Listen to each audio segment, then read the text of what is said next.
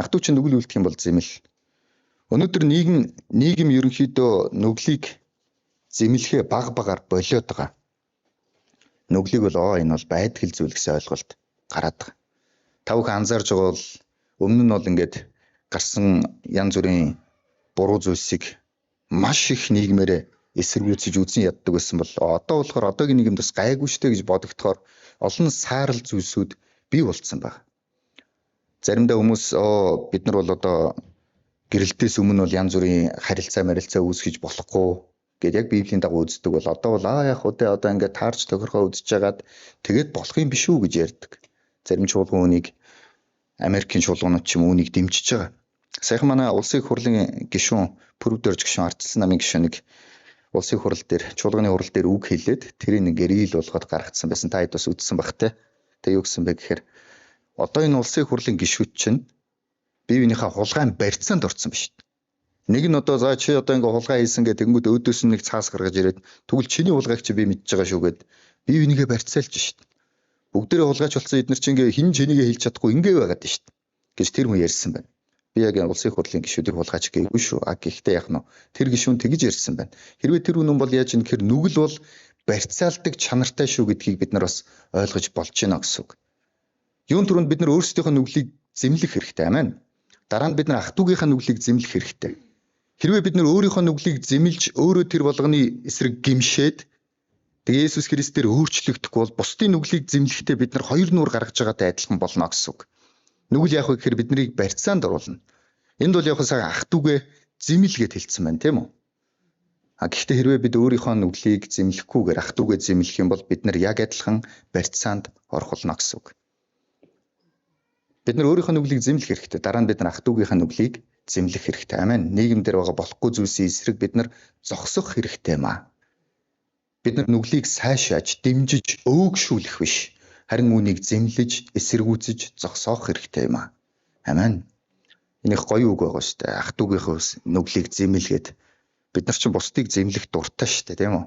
Чи болохгүй шүү дээ. Чи нүгэлтэй байгаад байгаа юм биш үү, те? Жураг бидний дуртай юм хийгээд байгаа юм шүү. Одоо алж өгнөөс зэмлж өгнө нэр болохгүй юмнуудыг би бол хэлдэг байхгүй би. Нийгэмдэр бол нэр бурууг нь хэлээл ингээл явж идэв гэсэн. Тийм байр суурьлуу бид нар гарах гэдэг юм уу?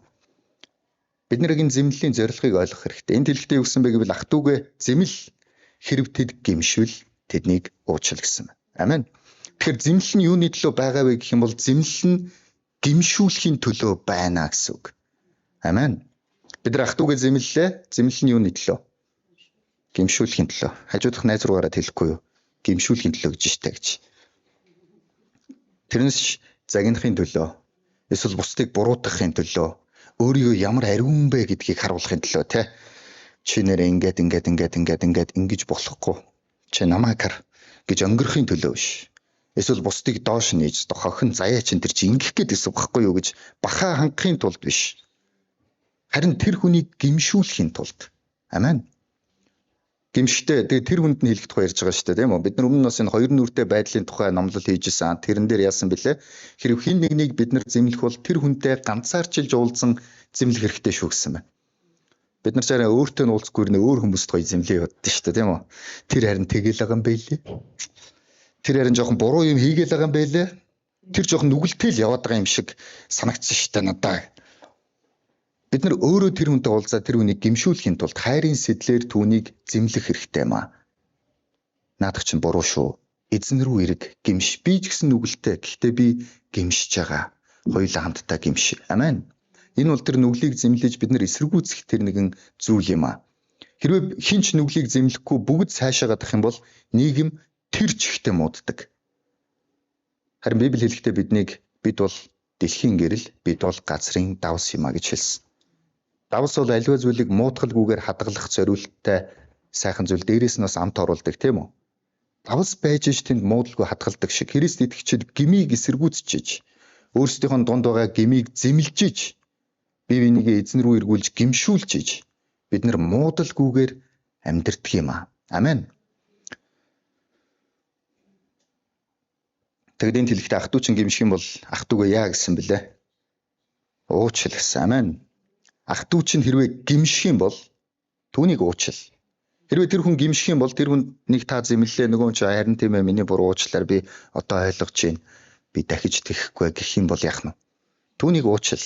Тэгээ тэр гимэн зүгээр бусдын эсрэг биш те. Шал өөр хүнд хамаатай гимэн дээр очиод зэмлэлээ яг болж जैन те. Засахын тулд гимшүүлэхийн тулд байж болно.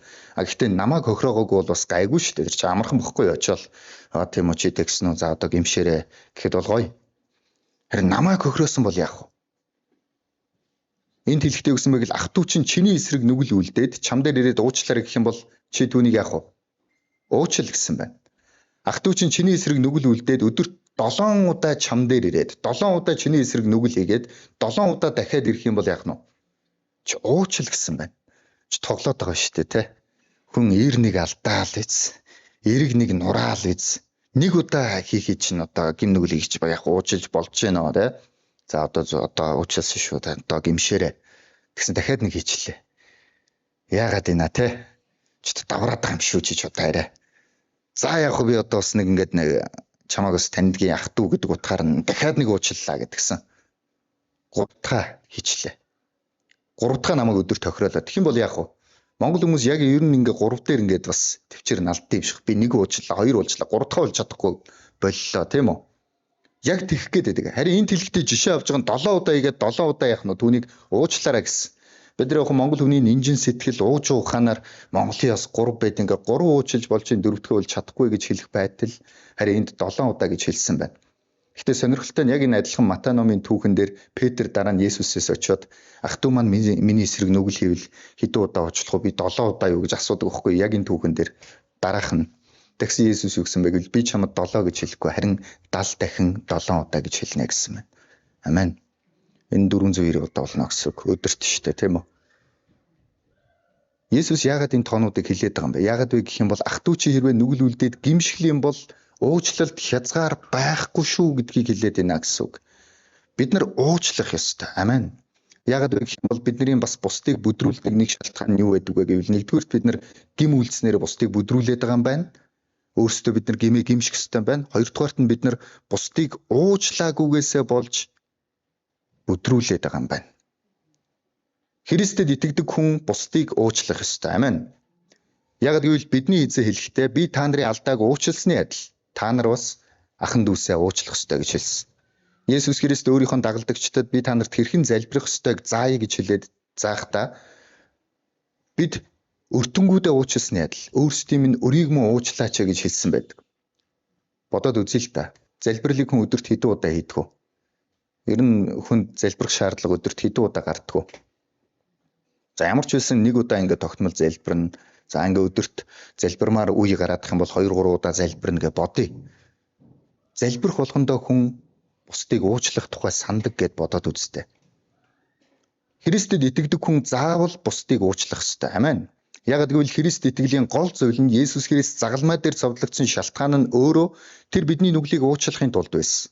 Тэр бидний нүглийг уучлсан учраас биднэрт бас бусдыг уучлах ёстой шүү гэдгийг тушаал болгон хэлдэг. Амен. Энэ бол Бурхны тушаал. Тэгэхээр Христэд итгэдэг хүн тэр хүн яах нь бусдыг уучлалаа гэсэн үг. Амен. Ханадны эм уулаа тэр хүн яах ёстой вэ? Ерөнхийдөө тэр хүн идэгрэх ёстой тийм үү? Тэр хүн спад явлаа. Спад явах юм бол яах вэ? Сах альжаалан тайлагдлаа. Тэр хүн усанд орлоо яах нь? Гоё цэвэрхэн болоод гараад ирлээ. Энэ ерөөсөө л ийм ойлгомжтой үр дүн гэсэн үг. Хэрэг хүн Христэд итгэх юм бол тэр хүн бусдыг уучлах ёстой. Христэд итгэж байгаа юм хэрвээ бусдыг уучлахгүй явах юм бол нэг бол тэр хүн Есүс Христэд итгэхгүй байна. Үгүй бол яг арай болоогүй, арай ойлгоогүй явж иж болох юм. Хин нэг хүн Христэд итгэх юм бол тэр хүн заавал бусдыг уучлах ёстой. Амен. Би тавг нэг жишээ ярил л да.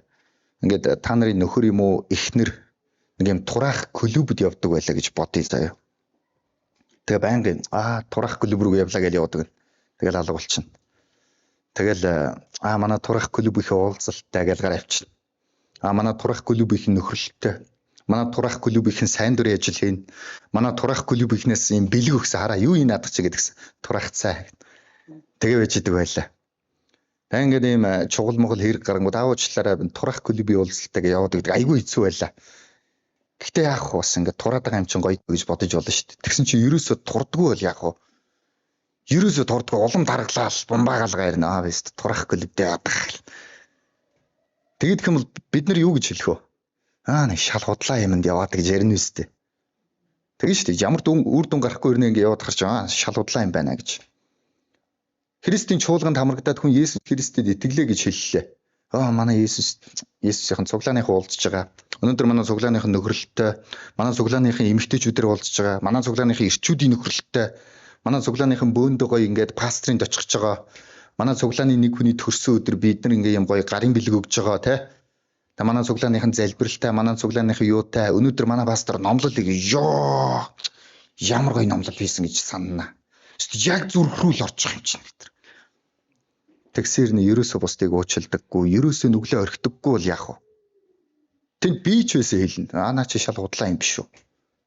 Нэг бол Есүс Христ гээд яг яриад байгаа тэр нь худлаа байна. Есүс Христ ерөөсө байхгүй юм байна. Тэгээд тэр хүн зүгээр л өөрийгөө Есүс Христ гэж нэг байгаагээ тайтгаруулаа яваад байгаа юм байна. Эсвэл тэр хүн өөрөө худлаа юм байна. Тэр хүн ерөөсөө итгэхгүй байгаа юм байна. Ягаад вэ гэх юм бол Есүс Христэд итгэх үед тэр хүний зүрх сэтгэл заавал өөрчлөгдөх ёстой. Заавал тэр хүн нүглээ гимших ёстой. Заавал тэр хүн бусдыг уучлах ёстой. Ягаад гэвэл энэ Бурхны тушаал учраас. Амен. Хэрв та Есүс Христэд итгэсэн ирнэ бусдыг уучлаагүй яваад байгаа бол та Есүс Христэд итгэхгүй байна гэсэн үг. Та зүгээр магадгүй өөрийгөө итгэсэн гэж бодоод яваад байна гэсэн үг. Энэ бол Бурхны тушаал. Энэ бол зайлшгүй зүйл. Бид нар үл уучлснаасаа болоод бид нар бусдыг бүдрүүлдэг. Би та бүхнээс асууя л та. Та Есүс Христэд итгээд бусдыг уучлсан уу? Таны амьдралд таныг гондоосон, шарх үлдээсэн, таныг хохироосон тэр хүмүүсийг та уучлсан уу? Ах トゥ чинь таны эсрэг нүгэл үлдсэн баг. Та харин тэднийг 490 удаа эсвэл 7 удаа эсвэл 3 удаа уучлсан уу? Хэрвээ уучлаагүй бол бид нар Христийн тушаалыг дагахгүй байна гэсэн үг. Амен. Нэг удаа Есүс Христ Симон Петрт энэ нөгөө 490 удааг ярьсан шүү дээ. Тэгмүүд одоо биднэрт мэдээж асуулт гарч ирнэ шүү дээ. Бусдыг уучлахгүй байх юм бол бид нар бусдыг бүдрүүлчихнэ. Бид нар нүгэл үлдэх юм бол бид нар бусдыг бүдрүүлэх юм байна. Бодоодсэн чи бид нар ямар амар хариуцлагатай юмн дээр ороод ирвэ. Ямар хэцүү юм бэ юм чинь. Ингээл гараал буруу юм хийлээ. Чи Есүс их гэвч яга буруу юм хийгээд байгаа юм гэсэн тийм рүү орж байгаа юм шүү. Тэгэл бид нар заавал уучлах ёстой, заавал бид нар нүглээ гимших ёстой гэсэн тийм рүү орж байгаа юм шүү. Энэ нэг талаараа юм дарамт биш үү? Хэцүү юм биш үү гэж биднэрт бодогдно. Яг тэгэхээр тухайн үед Есүсийг сонсоод сууж исэн дагалдагчдад нь бас бодогдсон байгаа. Тэгээд тэд нар Есүст юу гэж хэлсэн бэ гэх юм бол эзэн минь ээ. Түрүүн та эдэн хар хэсгийг юу гэж уншлаа? Итгэлийг минь өсгөж өгөөч гэсэн байна. Амен. Яг тэгэхээр Есүсийн энэ үгийг сонсоод айсан байж тээ тийм үү? Бусдыг бүдрүүлэх юм бол та нар термийн чулуу зүгээд тэнгис таягдсанаас илүү долоондор шүү. Бусдыг бүдрүүлвэ. Үл уучлснаасаа болоод бүдрүүлвэ те. Тэгвэ гингүүд эзэн минь тэгвэл итгэлийг минь өсгөж өгөөч. Наач өстө амар хэцүү юм байна гэж. Бид нар ч гэсэн бодогдно. Нэрээ бид нар ингээ бүдрүүлэх ийм амархан юм уу? Дээрээс нь бид нар ингэж ариун амьдрах хэрэгтэй гэдэг чи яасан амар юм бэ гэж. Итгэлийг минь тэгвэл өсгөж өгөөч. Гарцаагүй Бурхны тусламж хэрэгтэй юм шүү гэж. Харин тэр үед Есүс юу гэсэн гэж хэлэхдээ та нарт гичний үр төдийхөн итгэл байхад л энэ ялан модонд үндсээрээ сугарч тэнгис дураг гэж хэлсэн ч тэр даггал болно гэж хэлсэн байна. Амен. Жижигхэн итгэл байхад болно гэж хэлсэн. Тэгээд хэлэхдээ гичний үргээд маш жижигхэн итгэл байхад тэд нар яг ялан модны дэргэд ингээд зогсож исэн юм шиг байгаа. Энэ ялан модыг үндсээрээ сугараад газар дээр байгаа мод үндсээрээ сугарангуудаа тэнгис таягдлаа. Тэнгүүтээ тэнгис дурглаа. Бодоод үзтээ далай дээр мод ургана гэж байх уу? Байхгүй шүү дээ, тийм үү? Энэ бол боломжгүй гэсэн үг. Гэхдээ Есүс юу гэж зөвөрлж байгаа вэ гэвэл жижигхэн тэр итгэл байхад боломжгүй зүйл боломжтой болох босуу гэдгийг хэлж байгаа маа. Хин ер нь тэр модыг сугалж тэнгист ургуулж чадах юм бэ? Энийг хүн болж чадахгүй. Гэхдээ Бурхан бол боломжтой. Амен. Тийм учраас тэр хэрвээ та нар жаахан итгэл байхад хийхийг нь харин би хийнэ гэдэг тухай яриад байна гэсэн үг. Тийм учраас Есүс Христ үргэлжлүүлэн хэрвээ бид нар хоёр дахь зүйлийг нь ойлгох юм бол Бурхны тушаалыг дагах юм бол үүнийг хийж чадах болно гэдгийг бид нар ойлгох хэрэгтэй. Энэ мэдээж хэцүү гэдгийг бид нар мэднэ. Энэ амьдрал дээр яг ингээ алхан бүрээ хянаал ерөөс алдаж эндэх үе те ардаа анилтаа болохгүй гэсэн тийм юм руу яваад орчих юм биш үсттэй. Хэцүү юм биш үү гэж бодогдчихэж болно. Гэхдээ хэрвээ бидний итгэл үнэн байгаа тэр нь зүгээр гичний үр шиг жижигхэн итгэл байх юм бол энэ болно гэсэн байна. Энэ яг ямар итгэлийн тухай яриад байгаа юм бол тэр жоох итгэл. Үргэлжлүүлэн Есүс Христийн авсан жишээ нэг байсан бэ гэхээр та нар хоныг чинь хариулдаг юм уу эсвэл тарэланг чи эрхэлдэг боолдоо тушаал өгөөд яг хийх ёстой юмаа хийгээд талбайгаас ирэх үед нь одоо сайхан суугаад хоолоо идмэд гэж хэлтгүү үсттэй. Харин одоо надад хоол бэлд гэж хэлэх биш гэж үү? Тушаасныг биелүүлсэний төлөө тэр хүн сайшаал хүртдэггүй маа гэж хэлсэн байгаа. Энэ яг юу гэсэн үг юм бол энэ бүхэн Есүсийн тушаалыг дагна гэдг нь бидний хийх ёстой зүйл шүү гэдгийг Есүс хэлээд байна гэсэн үг. Амен. Түрүүн бидний ярьсан тэр гичний үр төдийхөн итгэл гэдэг нь Есүс Христийн тушаалыг дагах тэр итгэлийн тухай ярьж байгаа маа. Итгэл нь жижигхэн байгаад тэр модыг үндсээр нь суулгах хэмжээний биш байсан ч гэсэн бид нар зүгээр л Есүс Христийн үгийг дагах хэмжээний итгэлтэй байхад энэ бүхнийг тэр боломжтой болгох болно гэдгийг бид нар ойлгох хэрэгтэй гэсэн үг. Амен. Бид нар Есүсийн тушаалыг дагах хэрэгтэй. Тэгэх юм бол яах нь вэ? Тэр өөрөө бидэнд хүчийг өгөх болно. Амен. Нэг удаа налахт би яг чуулганд үйлчилж илаа. Тэр үед манай чуулганд нэг ихч ирэхгүй юу? Яг одоо 50-д настай байсан баха. Тэгээ тэр ихч маань ингээд би Солонгост байж байгаад ирсэн гээд чуулганд ингээд явж байгаа их гоё байгаа гээд айгүй гоё тийм их юу байлаа. Одоо нөгөө номлол энтрээ их сайн сонсдог те гоё ихч байлаа. Тэгээ нэг удаа би уучлалын талаар үг хуваалцсан. Тэгээ уучлалын дараа тэр үгийн дараа нөгөө ихч асуулаа. Энэ уучлал гэдэг ингээ бид нэр би одоо жишээ нь ингээд хүн болгоныг уучлах ёстой юм уу гэдэг чинь. Яг тэр үгээс нь би мэдэхгүй юу? Ойлгохгүй юу? Энэ ихчид нэг уучлж чадахгүй хүн байгаад байгаа юм байна. Тэгэд би ихчээс асуулаа. Ихчээ танд уучлж чадахгүй хүн байгаад байгаа юм уу гэсэн. Тийм ээ ихч нь хуучин нөхрийгөө уучлж чаддаггүй маа гэсэн. Тэгэд хэллээ. Есүс Христ биднийг уучлал гэж хэлсэн. Бид нар уучлах ёстой. Тэгээд тэр уучлалаар дамжуулаад бидний зүрх сэтгэлийг тэр итгэх болно гэв. Уучлалын талаар баахан ярьлаа. Есүс Христ өөрөө бидний төлөө яагаад ирсэн те? Тэгээд загалмай дээр цовдлогдоод биднийг яаж уучлсан талаар нэлээд гоё ярьлаа. Бид тэрлэг машин цууцсан зүгээр хичиг яг машин дотор чив чимээг лаг ярихгүй юу? Тэгсэн чи их чөөлчлээ. Нэлээд уйлж ирсэн аа. Их чин чадахгүй нэ гэд болцсон. Уучлахаа болцсон. Би уйлжулж байгаа л за их чинь яг уучлалаа гэл тэгэл тэнд гайхамшиг болох юм болов уу гэж бодохгүй юу? Тэгсэн чи их чин чадахгүй нэ гэд тэнд болчлоо. Яг энэ үгийг уншиж байхдаа би тэр их чиг бодоод нэг зүйлийг ойлгосон. Хэрвээ тэр үед уучлахаар шийдсэн бол, хэрвээ тэр үед Есүс Христийн тушаалыг дагсан бол тэнд Бурхан зүрхийг нь эдгэх байжээ. Амен. Бид нар зүгээр өөрийгөө эдгэх итгэлтэйдээ биш. Харин Христийг дагах, үгийг нь дагах л итгэл байхад тэнд Бурхан өөрөө ажиллах байжээ гэдг нь ойлгогдож байгаа. Амен. Бид нар заримдаа боддог, би ингээд хүнийг уучлахын тулд аливаа нэг юм мэдрэмж төрөх хэрэгтэй байхгүй юу? Миний зүрх сэтгэл ингээд айгүй гоё бүтэн болоод гоё болоод идэгрээл тэгээ болцсныхаа дараа ингээд айгүй сайхан байж байхад нөгөө хүн маань харин дээр тэгсэн шүү намайг уучлаарай гэж тэгэнгүүт за уучлалаа гэд тэгээд уучландаа гэж бодоод байдаг. Гэтэл яг үнэндээ бид нар ямар нөхцлөөс уучлах ёстой вэ гэх юм бол яг тэр нэг эмтэрсэн зүрхтэй байх үедээ яг тэр нэг гомдлын туйл дээр байхдаа яг тэр хүн хэцүү тэр хүн гимшээгүй те тэр хүн бидний дайсан юм шиг санагдж байгаа тэр үед бид нар уучлах хэрэгтэй.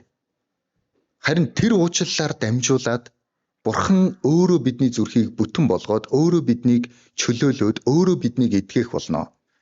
Есүс бидэнд хэлсэн уучил гэж. Хэрвээ тэр тушаасан бол хариуцлагын тэр өөрөө хүлээх болно гэсэн үг. Амен. Эдгэрлийг нь тэр өөрөө өгөх болно гэсэн үг. Тийм ч учраас тэр итгэлтэйгээр тушаадаг. Та нар уучил. Би чадахгүй шүү дээ. Би тушааж байна. Чи уучил. Харин би эдгэх болно гэж. Амен. Хэрвээ та нарт гичний үр төдийхөн итгэл байх юм бол энэ модонд үндсээрээ сугараад тэнгис ураг гэж хэлэхэд тэр чин биелэх болно. Та нарын итгэл ийм хүчтэй шүү гэж хэлээд байгаа юм биш. Харин би тийм хүчтэй шүү. Харин намайг дагах итгэл та нарт байна уу гэж хэлээд байна гэсэн үг. Амен. Бид нар мэдрэмж бүрдээд бүх юм гоё болохоор шийдвэрээ гаргах юм биш. Харин бид нар шийдвэрээ гаргасны дараа Бурхан өөрөө бидний зүрхийг бүтэн болгоод тэгээд тэр эдгэрсэн мэдрэмжийг өгдөг юм аа. Амен. Симон Петр зүгээр нэг загсчин байсан. Галилей эрэг дээр загс өрөөд байж байгаа тийм загсчин байлаа. Есүс Христ нэг удаа Симон Петр дээр очингуудаа чи намайг даг гэж хэлсэн тий. Бид нар тэр түүхийг мэдж байгаа тор дүүрэн загас бариад тэгээ Петрт би чамайг хүмүүсийн загас чинь болгон чи намайг даг гэж хэлэх үед Петр яасан бэ гэвэл бүхнээ орхин Есүсийг дагсан байдаг. Амен. Хожим Есүс Христ дахин амьсныхаа дараа дахиад Петрийг чи намайг даг, чи маш хэцүү үгээр өөхөх болно гэж хэлсэн. Гэхдээ Петр Есүсийг дагсан. Анхны чуулганыг Петр байгуулад Иерусалимаас Самар тэгээд бүх Израиль тэгээд бүх дэлхийд чуулган Христийн сайн мэдээ түүх тэр боломжийг яасан. Петр бий болгож Петрээр дамжуулан энэ бүхэн явагдаж байгаа. Амен. Тэр агуу гайхалтай зүйлийг хийсэн. Иерусалимийн тэр гудамд Петр, Иохан хоёр сайн мэдээ тараагаад Иерусалим даяараа тэд нар шуураад тэр хоёр гайхамшигыг хийгээд Петрийн марг бүсийг нь тайлж авчиад өөр хүнд хүрэхэд тэр нь идэгжсэн тийм агуу гайхамшигтай зүйлийг хийгээд явж хахад тэнд хүмүүс гайхажсэн. Эрдэм номгүй, боловсралгүй Петр, Иохан хоёрыг тийхүү зоригтой ярихыг хараад тэднийг Есүстэй хамт байсныг мэдлээ гэж Үлс ном дээр бичсэн байдаг. Үлс 4-дээр. Амен. Тэгэхээр тэд тийм гайхамшигтай хэмжээнд нөлөөлж агуу ажлуудыг хийж байгаа. Тэднэрт магадгүй энэ болгоныг хийндэ гэсэн итгэл байгаагүй. Гэхдээ нэг итгэл байсан. Тэрний юу гэх юм бол Есүс тушаах юм бол би дагна гэсэн итгэл байсан. Амен. Намайг даг гэх үед бид нар дагсан. Тэгэл болоо. Өнөөдөр Есүс Христийн тань тушаасныг та дагдаг уу? Есүсийн тушаалыг дагах итгэл танд байгаа юу? Есүс Христийн тушаалыг дагах үед хэрвээ тэр өөрөө ажиллах бол яах вэ? Есүс Христийн тушаалыг дагах үед үлдсэнийг нь хэрвээ тэр өөрөө зохицуулах бол яах вэ? Тэгээд тэр таны өмнө зогсоод чи намайг даг гэж хэлэх үед та дагах уу? Та яг тэр үе шийдвэрээ гаргаж чадах уу? Энийг бүгдээр өөрөөсөө асуугаад үзье. Заримдаа хүмүүс ярьдаг би ерөөсөө өөрчлөгдөхгүй байгаадах юм. Манай цуглааны айгүй гоё болоо. Би болохоор ингээл нэг айгүй муухай байгаадах юм. Бид нар ингээд ер нь Христэд итгэхэд хүмүүс айгүй гоё өөрчлөгдөж जैन ингэж जैन тэгж जैन гэж яриалах. Миний амьдралд ерөөсөө тийм болохгүй юм гэж. Заримдаа хүмүүс ярьдаг. Тэр хүмүүсээс асууж бол та Есүсийн тушаалыг дагдаг уу? Тэр танд нүглээ гимш гэж хэлэхэд та яг гимшдэг үү? Бусдыг уучил гэж хэлэх үед та яг уучилдаг уу? Танд түүний тушаалыг дагах итгэл байгаа юу? Хүмүүс ерөөсөө дагдаггүй. Тушаалыг дагахгүй. Тэгсээр би итгэж байна. Гоё шүү л гэдэг. Энэ тэлхтээ өгсөн байх юм бол гичний үр төдийхөн итгэл байхад л болно гэж хэлсэн. Жижигхэн итгэл байна уу, том итгэл байна уу хамаагүй. Гол нь тэр итгэл Есүсийн тушаалыг дагах итгэл байхад бусдыг энэ төр зохицуулах. Амен. Бусдыг бид нар мэдээж санаа зовнох хэрэгтэй. Бусдад санаа бид нар бусдыг бүдрүүлчих үедээ гэж чанамгай байх хэрэгтэй. Гэхдээ бид нар бусдыг бүдрүүлчих үе гэж айж болохгүй. Нэгэсэндээ би бүдрүүлнэ, би чадахгүй гэдгээр биш. Харин бидний хийх ёстой ганцхан зүйл нь бид нар зүгээр Есүсийн тушаасныг л дагахад болно. Амен. Тэр биднийг гимш гэж тушаасан бол бид нар гимших хэрэгтэй. Нүглээ орхих гэсэн бол бид нар би орхилоо. Орхиход хэцүү байна. Эзэн та өөрөө тушаасан. Та намайг хаяа гэсэн чи болж өгөхгүй байна. Эзэн та туслаач. Тэгээд тэр туслах болно. Амен. Шийдвэрээ гаргаад ардаас нь бид өөрчлөгдөг. Хэрвээ тэр бидэнд уучил гэж хэлсэн бол эзэн минь би маш их гомдсон байгаа. Тэр хүн намайг хохироосоор байгаа. Маш хэцүү нөхцөлд байгаа. Гэхдээ эзэн минь та тушаасан учраас би дагах болно. Миний зүрхийг бүтэн болгооч. Тэр үед Есүс өөрөө ажиллаа хийх болно. Амен.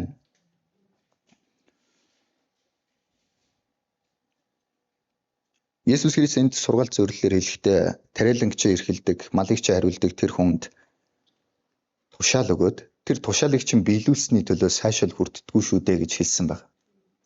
Яг үүндээ юун тухай яриад байгаа вэ гэх юм бол бид нар яг хийх ёстойгоо л хийгээд байгаа гэсэн үг. Зарим сайн Христэд итгэгчид нь бусдыг уучлаад муунууд нь ингээ уучлж чадахгүй байгаа юм бишээ. Христэд итгэгч хүн болгон уучлах ёстой.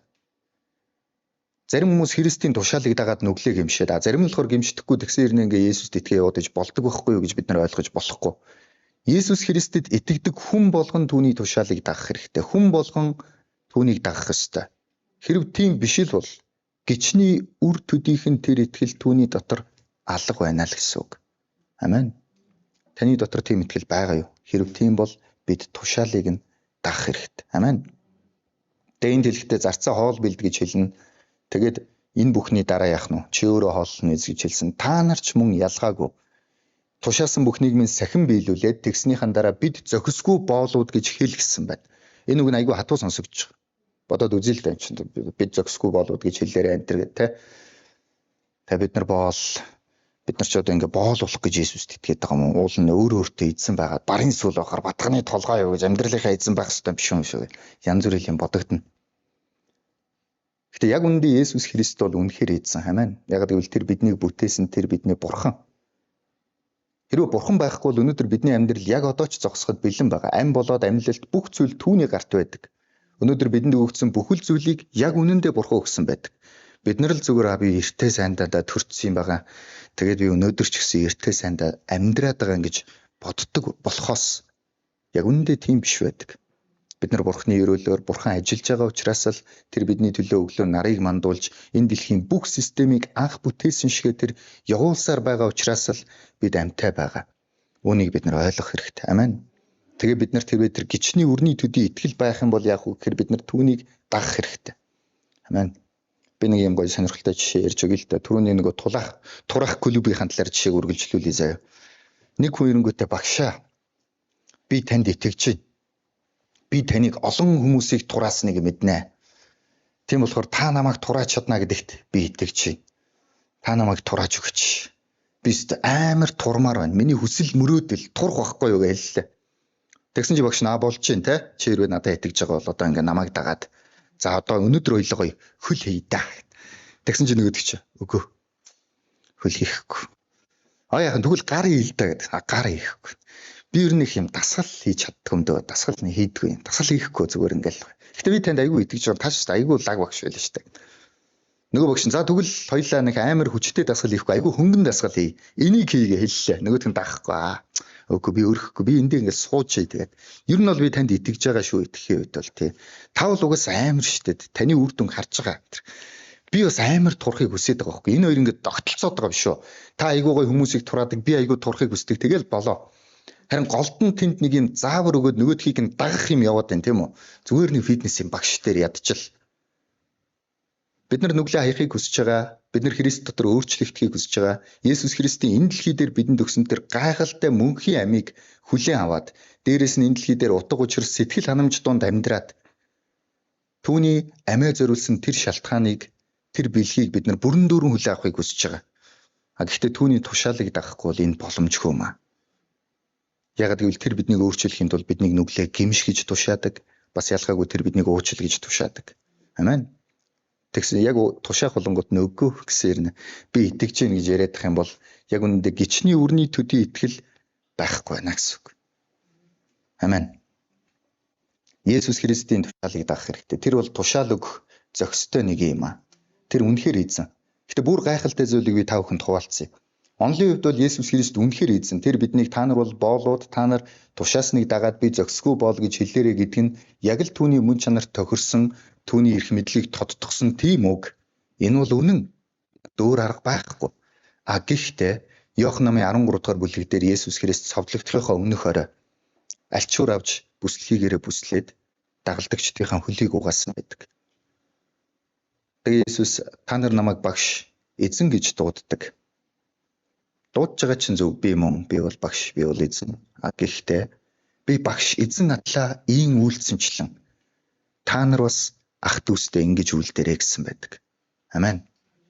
Энэ юу гэсэн үг гэх юм бол Есүс Христ өөрөө хэдийгээр агуу өндөрт байгаа ч гэсэн агуу өндөр байх эрх мэдэл бүх зүйл нь байгаа ч гэсэн тэр өөрийгөө даруй болгоод дагалдагчдынхаа хөлийг угаах хэмжээнд даруй зүрх сэтгэлээр хайрын зүрх сэтгэлээр тэдэнд хандж байна гэсэн үг. Амен. Есүс өөрийнхөө дагалдагчдын дэргэд би та нарыг дахиж боол гэж дуудахгүй. Харин анд нөхөд гэж дуудах болно гэж хэлсэн байдаг. Иохан 15 дугаар бүлэг дээр. Боол гэж дуудах бүрийн эрх нь байгаа ч гэсэн яах нь вэ? Би та нарыг анд нөхөд гэж дуудах болно гэсэн байна. Амен. Есүс Христ Тэнгэрт дэлхийг бүтээсэн Бурхны энтэй тэр байхдаа агуу тэр сэнтигээ орхингуудаа энэ дэлхий дээр ирж энгийн хүн болоод тэгээд хүмүүсийн өмнө загалмай үүрээд ташуурдуулаад нулимуулаад хамгийн дорд арчаагүй бузрын тим нэгний үхлээр ямар ч гимгүү зөвхт ариун агуу атлаа тэр цовдлогдсон. Амен. Тэр бидний төлөө ийм гайхалтай хайрын зориултыг гаргасан. Тэр биднийг боолууд гэж дуудаад устгаад дахиад шинэ дэлхийг бүтээх боломж онлын хувьд байсан үгүй байсан. Гэхдээ тэр хайрынхаа дагуу энэ бүхнийг хийсэн юм аа. Амен. Би заримдаа боддог хэрвээ хэн нэг удирдагчийг бид нар дагах боллоо гэх юм бол тэр удирдагчийн олон талуудыг харна. Жишээ нь тэр удирдагч чадвартай юу, алсын хараатай юу, мундаг уу те. Тэгээ ер нь намайг удирдан чиглүүлээд намайг хөгжүүлэх үү, яах вэ бас зөндөө юм байна. Аливаа удирдагч үнэхээр төгсөрсөн мундаг удирдагч байлаа. Гэхдээ ганц л юм байхгүй бол түүнийг дагах боломжгүй болно. Тэр нь хэрвээ намайг боддгоо бол. Гоё удирдагч байна дагыг. Гэхдээ тэр удирдагчид би түүч хамаагүй тэр удирдагч зүгээр л өөрөө сайхан бардам удирдагч. Тэр намайг ерөөсө бодохгүй ашиглаад орхин морхин гэх юм бол та гоё удирдагч байна тэгэл гоё те. Таныг дагахгүй. Харин яг Есүс Христийг аваад үзэх юм бол тэр энэ дэлхий дээр байж болох бүх удирдагчдаас хамгийн агуу удирдагч амин. Түүнээс ч илүү агуу өндөр түвшний ирээдүг мэдэх тэр мэрэгүү ухаантай агуу нэгэн. Гэхдээ тэр таныг биднийг хайрладаг юм аа. Амен. Тийм учраас түүнийг дагах хэмжээний хангалттай эрх мэдэл, хангалттай зохистой тийм нэгэн удирдагч юм аа.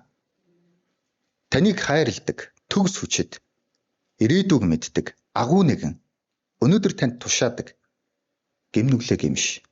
Нүглээ ууч, бусдыг уучил. Харин та тушаалын дагахгүй. Хэрвээ дагах итгэл байхад бусдыг нь хэрвээ тэр хийнэ гэвэл яах вэ? Тийм учраас та бүхнийг уриалмаар байна. Тэр Есүс Христийн тушаалыг дагдаг байцгаая. Тэгэх юм бол бид нар бусдыг бүдрүүлэхгүй байж чадах болно. Амен. Та бүгдээрээ залбирая. Биднийг хайрладаг их эзэн минь ээ, танд баярлалаа. Яг энэ цаг мөчид бид нар хамтдаа бусдыг бүдрүүлэхгүй байх талаар үзлээ. Энэ дэлхий дээр нүгэлгүй амьдрна гэдэг тийм амархан зүйл биш гэдгийг бид нар мэднэ.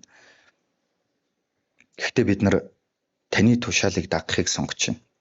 Бид нар гим нүглээ үннээр нь улаагаад тэгээд гим нүглээ гимшээд бид нар гим нүглээ хаяхыг сонгож байна.